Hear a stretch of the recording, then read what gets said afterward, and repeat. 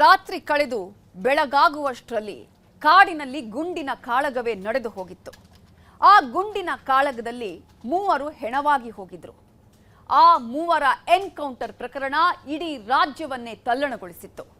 ಈ ಪ್ರಕರಣಕ್ಕೆ ಸಂಬಂಧಪಟ್ಟ ಹಾಗೆ ಅಧಿಕಾರಿಗಳು ಬಾಯ್ಬಿಟ್ಟ ಸತ್ಯ ಏನು ಅನ್ನುವ ಸ್ಟೋರಿ ಇಲ್ಲಿದೆ.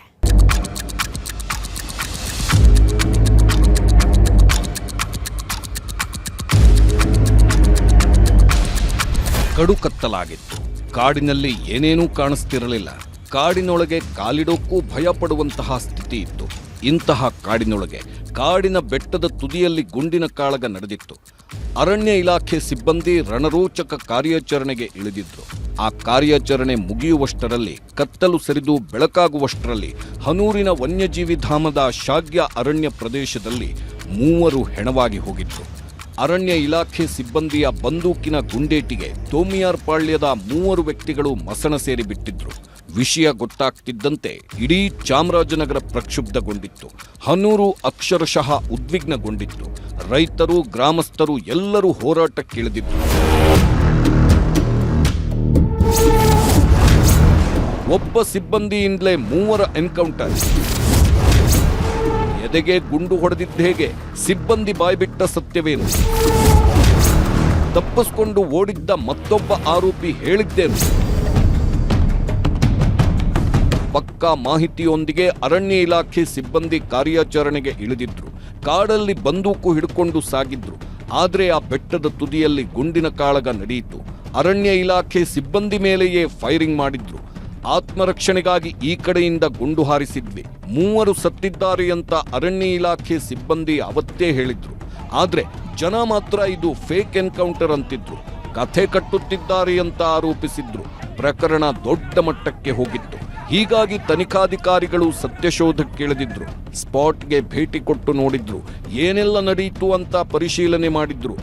ಇಷ್ಟೇ ಅಲ್ಲ, ಅರಣ್ಯ ಇಲಾಖೆ ಸಿಬ್ಬಂದಿಯನ್ನ ತನಿಖಾಧಿಕಾರಿಗಳು ವಿಚಾರಣೆ ಮಾಡಿದ್ದಾರೆ. ಅವತ್ತು ಏನೆಲ್ಲ ನಡೆಯಿತು ಅಂತ ಸತ್ಯ ಬಾಯ್ಬಿಡಿಸಿದ್ದಾರೆ.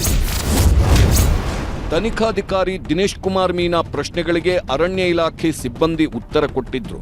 ರಾತ್ರಿ 8 ಗಂಟೆ ಸಮಯಕ್ಕೆ ನಮಗೆ ಕಾಡಿನೊಳಗೆ ಯಾರೋ ಎಂಟ್ರಿ ಆಗಿದ್ದಾರೆ, ಬೇಟೆಗಾರರಿರಬಹುದೆಂಬ ಮಾಹಿತಿ ಬಂದಿತ್ತು. ತಕ್ಷಣ ಅಲರ್ಟ್ ಆಗಿ 2 ತಂಡ ರಚಿಸಿಕೊಂಡು ಕಾರ್ಯಾಚರಣೆ ನಡೆಸಿದ್ವಿ. ಈ ವೇಳೆ ಕರಿಕಲ್ಲು ಒಡ್ಡು ಬಳಿ ಜಿಂಕೆ ಮಾಂಸದ 2 ಬ್ಯಾಗ್ ಸಿಕ್ಕಿತ್ತು. ಗುಡ್ಡಕ್ಕೆ ಹತ್ತಿದ ವೇಳೆ 4 ಜನರಿದ್ದರು. ಮತ್ತೆ ಬ್ಯಾಗ್ ಅನ್ನು ನೇತಾಕೊಂಡಿದ್ರು. ಮೊದಲಿಗೆ ಶರಣಾಗುವಂತೆ ಸೂಚಿಸಿದ್ವಿ. ಆದ್ರೆ ಏಕಾಏಕಿ ನಮ್ಮ ಮೇಲೆ ಫೈರಿಂಗ್ ಮಾಡಿದ್ರು. ಅದು ಮಿಸ್ಫೈರ್ ಆಯಿತು. ಇಲ್ಲದಿದ್ರೆ ಅವರ ಜಾಗದಲ್ಲಿ ನಾವಿರುತ್ತಿದ್ವಿ. ಆ ಹಿನ್ನೆಲೆಯಲ್ಲಿ ನಮ್ಮ ಸಿಬ್ಬಂದಿ ಒಬ್ಬನೇ 3 ಮಂದಿಗೂ ಫೈರ್ ಮಾಡಿದ್ದು. ಒಬ್ಬ ಸಿಬ್ಬಂದಿ ಬ್ಯಾಟರಿ ಬಿಟ್ಟ. ಮೊದಲಿಗೆ ಕಾಲಿಗೆ ಫೈರ್ ಮಾಡಿದ್ವಿ, ಆದ್ರೆ ಗುಂಡು ಬೀಳಲಿಲ್ಲ. ಆಗ ಮತ್ತೆ ಆತ್ಮರಕ್ಷಣೆಗಾಗಿ ಗುಂಡು ಹಾರಿಸಿದ್ವಿ. ಕಾರ್ಯಾಚರಣೆಗೆ ಹೋಗುವಾಗ ಬಂದೂಕು ಕೊಂಡೊಯ್ಯಲು ಕೂಡ ಅಧಿಕಾರಿಗಳು ಸೂಚನೆ ಕೊಟ್ಟಿದ್ದರು ಅಂತ ಸಿಬ್ಬಂದಿ ಹೇಳಿದ್ದಾರೆ.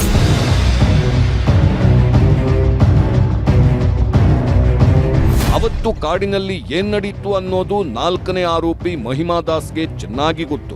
ಯಾಕಂದ್ರೆ ಗುಂಡಿನ ದಾಳಿ ನಡೆಯುವಾಗ ಈ ಮಹಿಮಾದಾಸ್ ತಪ್ಪಿಸ್ಕೊಂಡು ಓಡಿ ಜೀವ ಉಳಿಸ್ಕೊಂಡಿದ್ದ. ಆಸ್ಪತ್ರೆಯಲ್ಲಿ ಚಿಕಿತ್ಸೆ ಪಡೆದು ನಾಪತ್ತೆ ಆಗಿದ್ದ. ಕೊನೆಗೆ ಅಜ್ಞಾತ ಸ್ಥಳದಿಂದ ವಿಡಿಯೋ ರಿಲೀಸ್ ಮಾಡಿದ್ದ. ಭಯ ಆಗ್ತಿದೆ, ರಕ್ಷಣೆ ಬೇಕು ಅಂತಿದ್ದ. ಈಗ ತನಿಖಾಧಿಕಾರಿಗಳ ಮುಂದೆ ಈ ಮಹಿಮಾದಾಸ್ ಬಂದಿದ್ದು ಅವತ್ತು ಏನ್ ನಡೀತು ಅಂತ ಹೇಳಿದ್ದಾನೆ. ಪ್ರಕರಣದಲ್ಲಿ ಈತ ಐ ವಿಟ್ನೆಸ್ ಆಗಿದ್ದಾನೆ. ಇನ್ನು ಚಾಮರಾಜನಗರದಲ್ಲಿ ವನ್ಯಜೀವಿ ಮಂಡಳಿ ಸದಸ್ಯ ಮಲ್ಲೇಶಪ್ಪ ಎಂಬುವರು ಆಕ್ರೋಶ ಹೊರಹಾಕಿದ್ದಾರೆ. ಕಾಡಿನಲ್ಲಿ ಎನ್ಕೌಂಟರ್ ಆಗಿರೋದು ಬೇಟೆಗಾರರೇ ಹೊರತು ರೈತರಲ್ಲ. ಯಾವೊಬ್ಬ ರೈತನೂ ಕೂಡ ಕಾಡಿಗೆ ಬಂದೂಕು, ಚಾಕು, ಮಚ್ಚು, ರೇಷನ್ ತೆಗೆದುಕೊಂಡು ಹೋಗಲ್ಲ ಅಂತಿದ್ದಾರೆ. ಯಾರು ಮರಣ ಹೊಂದಿರ್ತಾರೆ ಅವರು ನಿಜವಾಗ್ಲೂ ರೈತರಲ್ಲ, ಅವರು ನಿಜವಾಗ್ಲೂ ಬೇಟೆಗಾರರು. ಯಾಕೆಂದರೆ ಯಾವುದೇ ರೈತರು ಕಾಡೊಳಗಡೆ ಗನ್ನು, ಚಾಕು, ತಿಂಗಳಿಗೆ ಬೇಕಾದಂಥ ರೇಷನ್ನು ಇದನ್ನೇರು ತಗೊಂಡು ಕಾಡೊಳಗಡೆ ಹೋಗ್ತಕ್ಕಂಥವ್ರಲ್ಲ. ಮತ್ತು ಊರಿಂದ ಕಾಡು 15 ಕಿಲೋಮೀಟ್ರ್ ದೂರದೊಳಗಡೆ ಹೋಗಿ ಈ ಬೇಟೆಯನ್ನು ಆಡ್ತಿರ್ತಕ್ಕಂಥದ್ದು. ಇತ್ತ ಪ್ರತಿಭಟನೆ ವೇಳೆ ಮಿನಿ ವೀರಪ್ಪನ್ ಖ್ಯಾತಿಯ ಗೋವಿಂದ ಎಂಬಾತ ಪ್ರತ್ಯಕ್ಷಗೊಂಡಿದ್ದ. ಪಚ್ಚೆದೊಡ್ಡಿ ಅರಣ್ಯದಲ್ಲಿ ಹುಲಿಯನ್ನ 3 ಭಾಗವಾಗಿ ತುಂಡರಿಸಿದ್ದ ಪ್ರಕರಣದ ಆರೋಪಿ ಪ್ರತಿಭಟನಾಕಾರರನ್ನ ಕೆರಳುವಂತೆ ಮಾಡಿದ್ನಂತೆ. ಹೀಗಾಗಿ ಪೊಲೀಸರು ಮಿನಿ ವೀರಪ್ಪನ್ ಮೇಲೆ ಒಂದು ಕಣ್ಣಿಟ್ಟಿದ್ದಾರೆ. ಇದರ ಜೊತೆಗೆ ಅಧಿಕಾರಿಗಳು ತನಿಖೆ ಮುಂದುವರಿಸಿದ್ದಾರೆ.